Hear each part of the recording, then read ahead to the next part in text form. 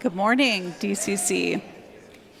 It's great to be with you this morning, a moment of solidarity and admiration and awe for those of us here in the building today who were able to get here on time on daylight savings of all mornings. Honestly, good for us. Yeah, spring forward, lost an hour, gained a sun, or whatever they say. And it's like 1 hour, which if you carry the one is like 3 hours in parenting time for the parents in the building. We're all looking a little worse for the wear. Me. I even got the cold spoons out this morning and did it around my eyes, just like thought I might as well give it a shot. I heard the coffee maker out front was also having issues this morning, which I was like, girl, same. I get that very much. So I really am glad that we're all together this morning. And also, a silver lining is that we get a 7 p.m. sunset for the first time this year. So honestly, yes, exactly. That's how I feel. And after all, it is, as Hannah mentioned, the first Sunday within Lent, which is the 40 days leading up to Easter. And with Lent, we get to spend time being contemplative and reflective and consider how we want to engage the season that culminates in Jesus' resurrection on Easter morning. And it can be a very meaningful season if we choose it to be. And if we've not met before, my name is Maggie Knight, and I have the privilege of teaching at DCC as a guest from time to time whenever they ask me to. So thank you so much for having me back, and it's nice to meet you all if we have not been formally introduced. And as a matter of context, and especially if you're either new here at DCC or you haven't been here in a while, I'd like to spend just a little time framing us up and where we've been in our teaching series on the Gospel of Luke and what we'll be discussing today. We're getting towards the end of our series in Luke, which means that we are in the thick of the drama. It's very juicy. It's reading like a soap opera or Housewives, which is absolutely my bag. This is made for me. This is page-turning stuff. So then within the Gospel of Luke, Jesus has just been arrested at the temple and is being taken into custody.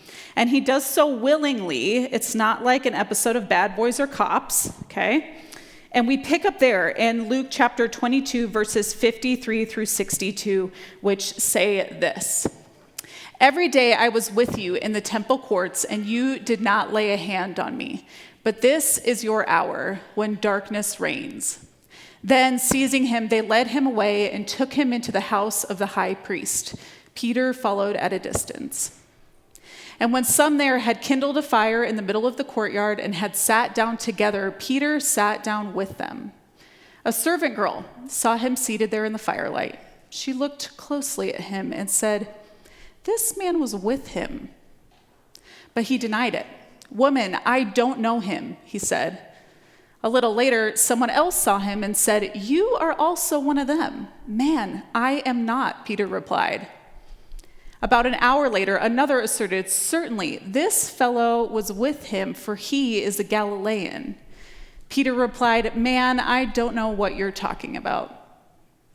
Just as he was speaking, the rooster crowed. The Lord turned and looked straight at Peter. Then Peter remembered the word the Lord had spoken to him. "Before the rooster crows today, you will disown me 3 times." And he went outside and wept bitterly. This is Peter's chapter of the burn book. Whew! Is this passage not an absolute vibe? I mean, when Jesus says, "This is the hour where darkness reigns," I can see it as much as I can feel it. Like, could that not be in a trailer for the next Marvel movie or like the next Dune? I actually don't know if there is another Dune. These aren't movies that I watch, so maybe not.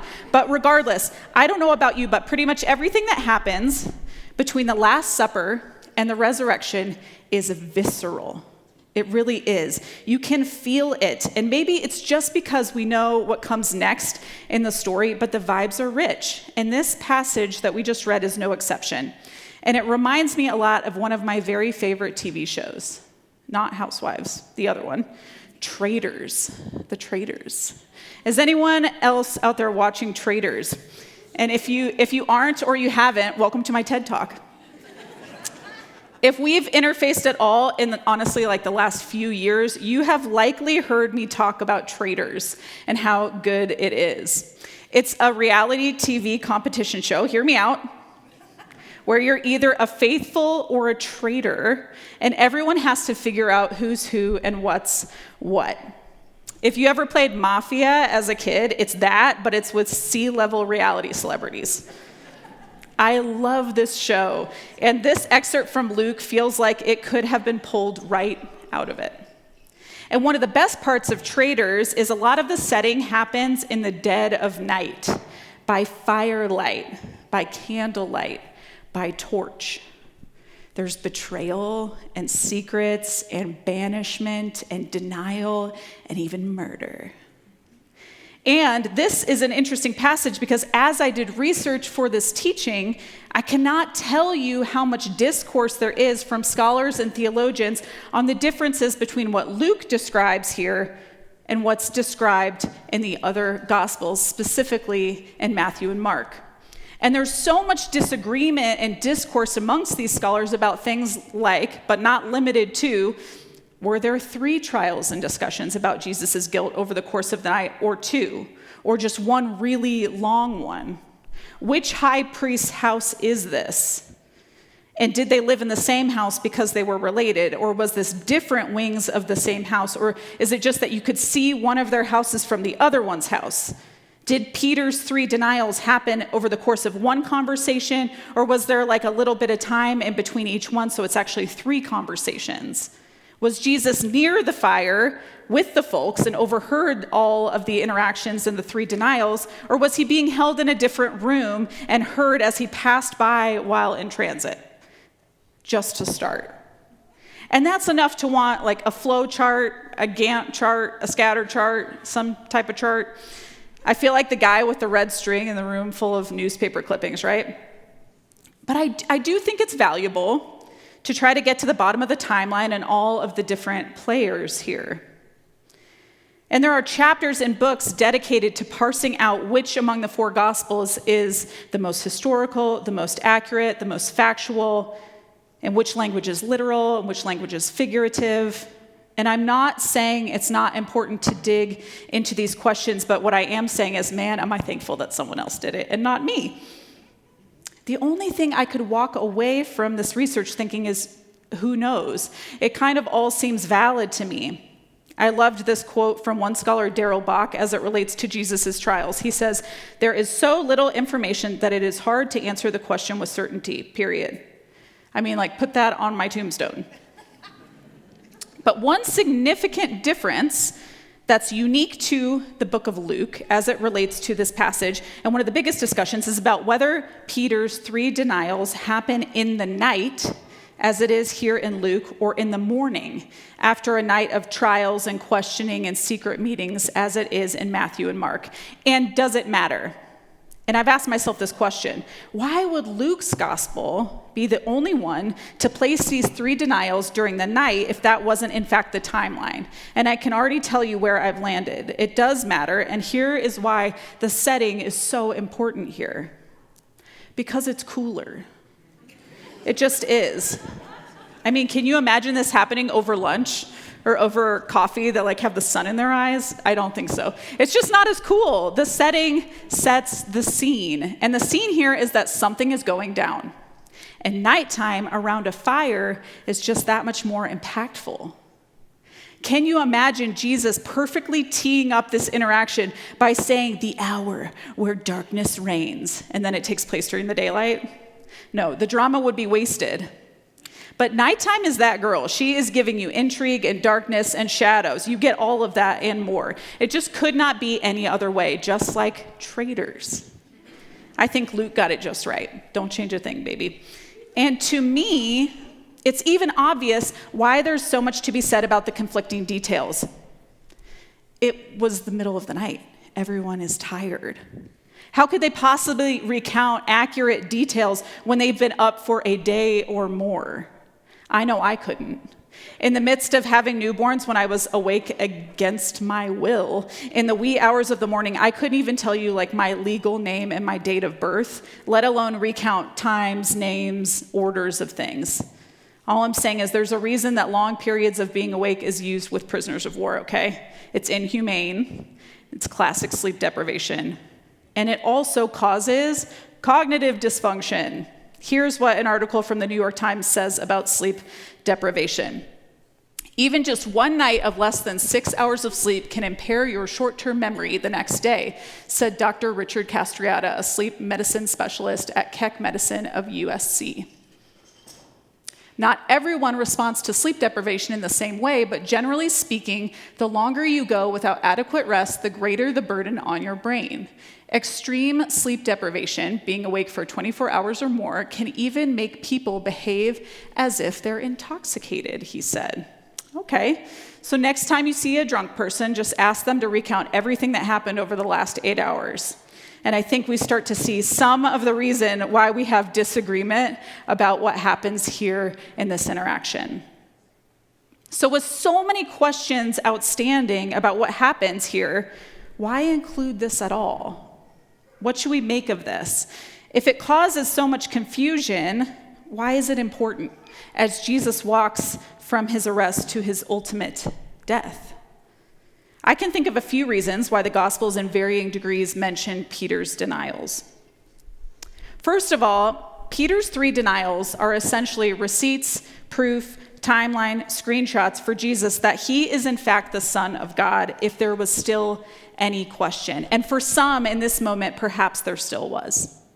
You see, this is not the first interaction we get between Peter and Jesus in this 24 hours even. As we hear in this passage, it calls back to an earlier interaction in Luke during the Last Supper, where Jesus predicts this exact thing to Peter's face. See, Peter is convinced he is like the most faithful of the faithfuls. That's a traitor's reference. And he tells Jesus, "Lord, I am ready to go with you to prison and to death." He's like, "Jesus, I ride hard for you. No one could turn me against you. I'm your A1 from day one." And Jesus responds with this sick burn. "I tell you, Peter, before the rooster crows today, you will deny 3 times that you even know me." So when we read in this chapter about the 3 denials, the first reason to consider is that it underscores Jesus' oracle from earlier, from the Last Supper. He makes good on his prediction and reminds everyone who knew that detail that he is much like his Father. He's all-knowing, he's omniscient, and ultimately the exact thing that will get him murdered, because the only one that would know that would be the Son of God. The second reason I think this passage is included and also critically important to how we view Jesus, and Peter for that matter, from our modern framework, is it shows us that Jesus knew Peter even better than Peter did. Peter essentially tells Jesus he's ready to die for him. He's ready to go into battle. He's accepted his fate, however fatal that might be. He views himself very favorably, that he's so loyal and noble that he would be willing to go down in flames of glory with Jesus. And he's not alone. I think we all have moments of thinking the best of ourselves just like that. Have you ever found yourself reading about current events, maybe true crime even, if you're a freak like me, and saying, "I would never do that," whatever that is? Like, I would have never stayed in that house. I would have never called someone else before calling the police. Why do people do that? I would never have stayed in that situation or trusted that person. I wouldn't do that. For me, this comes to life most often when I'm listening to one of my very favorite podcasts. It comes out on Monday mornings. It's called I Survived, which is exactly what it sounds like. It's just stories of people who survive terrible situations against all odds. And almost every episode, there will be a story from someone who is either the victim of a violent crime or a freak accident or a natural disaster. And they'll be trying to move from like where the thing happened to a more populated area. And they'll be trying to flag someone down on a highway or a back road. And without fail, they mention that people will see them visibly distressed, fighting for their life, and not stop to help them. And each time I almost yell at the radio, "I wouldn't do that. I would never do that. I would stop. Why don't those people stop? I can't believe that." The truth is, and it's worth reminding ourselves, We just don't know. We don't know what we would or would not do because we haven't found ourselves in that particular situation before. We like to hypothesize about how we would stay true to our values when the pressure builds. We like to imagine ourselves reacting favorably, just like Peter has here. But Jesus tells him, not so fast. That's so cute. I love that you think that, but I see you and I know you. And in fact, here is how far off you actually are. Not only will you not die for me here, you won't go to prison for me here. You're going to do me dirty in mere hours. And not just once. You will triple down on saying that you even know who I am. And that is exactly what plays out here. But Peter, thou doth protest too much. Peter, you're kind of giving yourself away. We don't know why Peter decided to follow along. Maybe he was curious. Maybe he thought he could protect Jesus. Maybe he just didn't want to feel left out. Part of me kind of thinks he should get some amount of credit for staying and following at all. Just the fact that he was there. But whatever the reason, one thing is for sure. It seems like Peter is a bad liar. He's trying to blend in, and he's not doing a great job at that.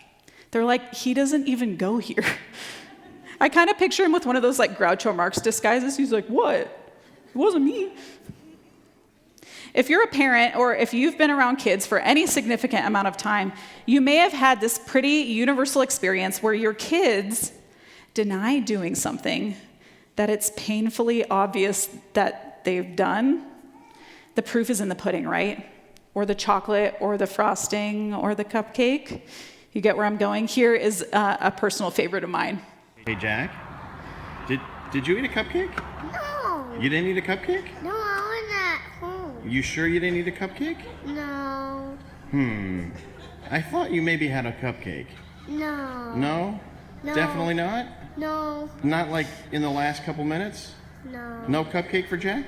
No. Oh, okay. I love when he says, I was at home.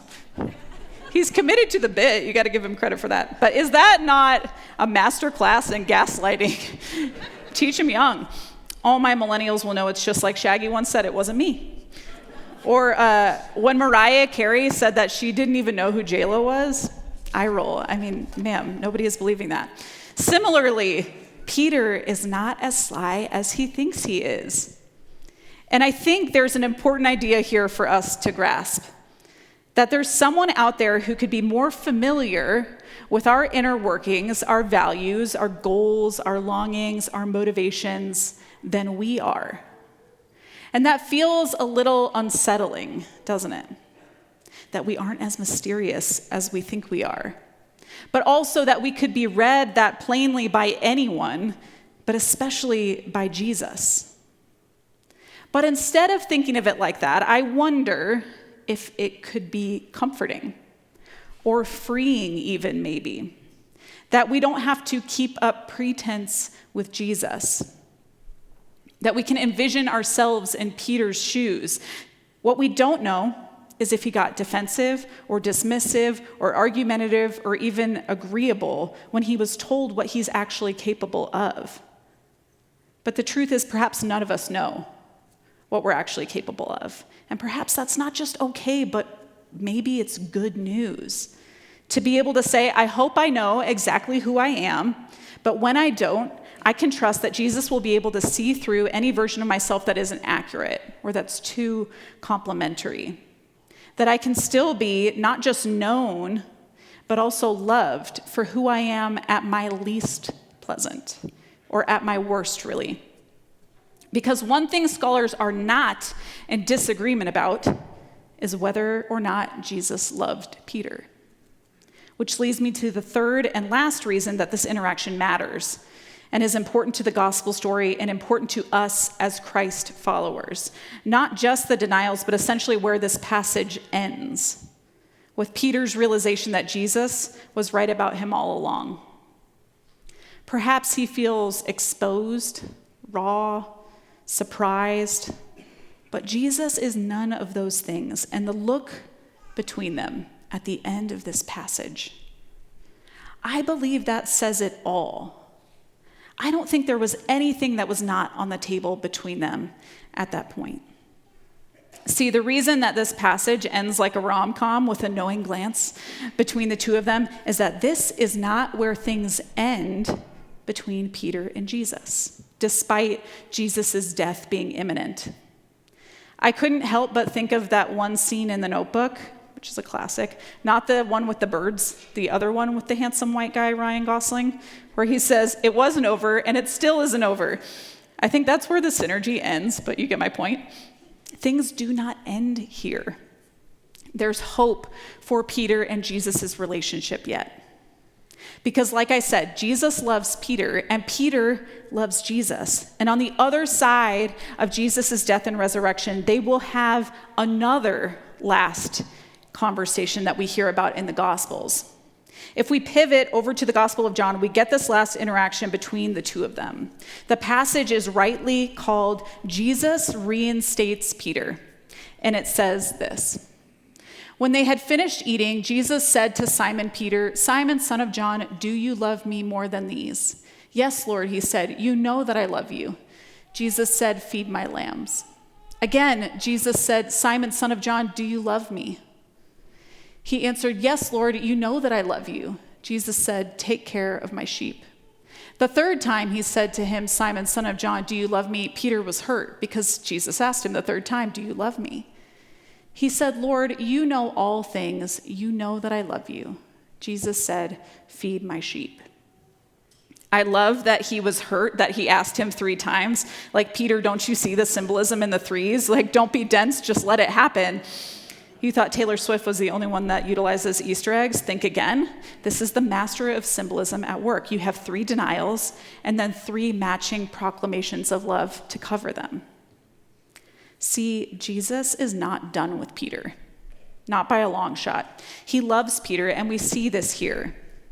And I can't help but think about how healing this must have been for Peter after he assumed that the previous interaction, the denials, the lies, the stinging, searing look between them over a fire in the dead of night was their last. Jesus died afterwards as a reminder. And as a human being with feelings, not just a character or a player in the story that we're reading, Peter must have had so many regrets about how he showed up at the high priest's house that evening. Like maybe he called his mom and told her how heartbroken he was. The one he wants to make it right with is no longer there to forgive him, to hear him out, to hug it out, to reconcile. And he thinks it's too late. But he's reinstated in the Gospel of John. And thank God. Because here's the beautiful part. Jesus chooses Peter in the end. Just like a rom-com, honestly. Of all the disciples, he is the guy. He makes it to the end of traitors and wins it all as a faithful. I'm just kidding. What I mean, though, is Jesus chooses Peter to lead the church after his death. He's the number 1 guy in the group, to quote Jax Taylor. Peter is the rock on which the church, we know it, is built. He's the first to proclaim the gospel on Pentecost. He's the first to take the gospel to the Gentiles. He is a leader. He is the man. And that is his legacy. He is loved and trusted by Jesus, and that is how we remember him. The church is entrusted to him, and that is how we remember him. Not these denials that we read about today. He is not remembered for his worst moments, not even close. Think even about the name Peter. It's a biblical name, yes, I hope that's obvious.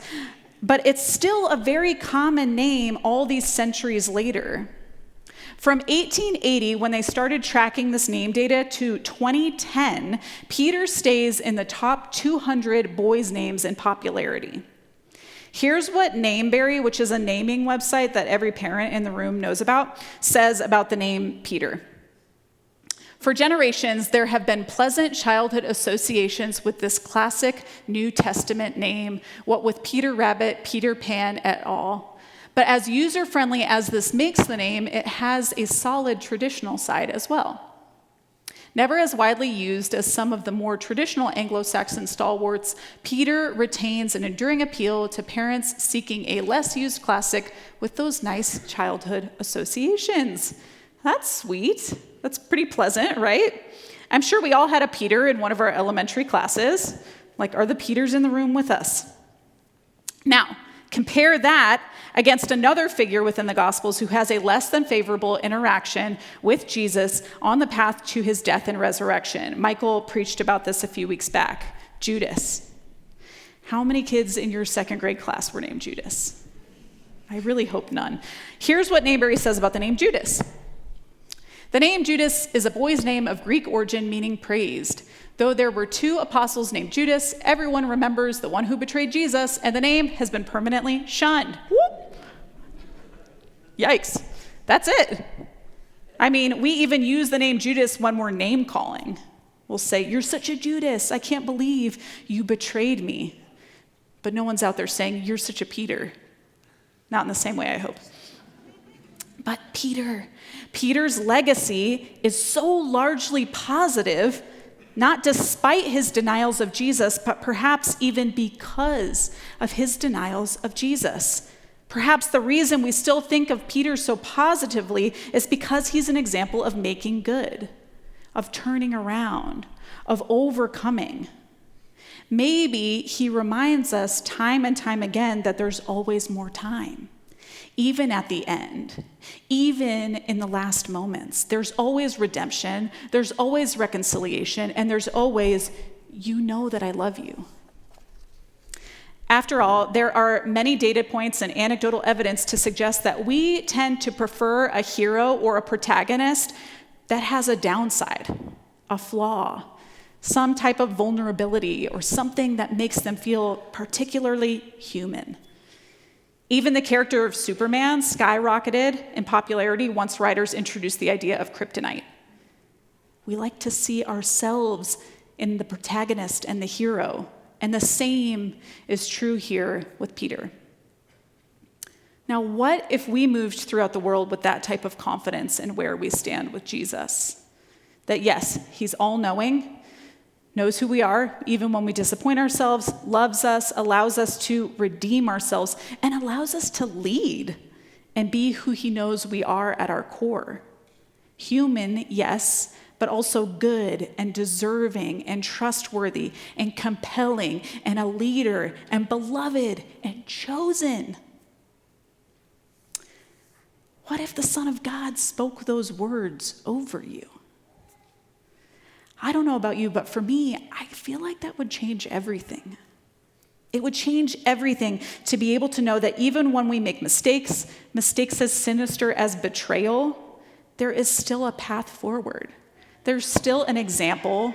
There's a template even for us that we see here between Jesus and Peter. There's always a second act. We can find hope and healing and restoration, even when the darkest parts of us feel like they're the most true.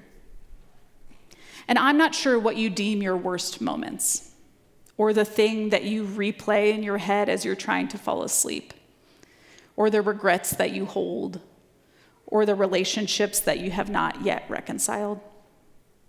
And maybe it's coming to mind right now for you, and you feel that small or even large feeling of shame, of separation from Jesus, of sadness that there's no way to fix it, no way to right the wrongs.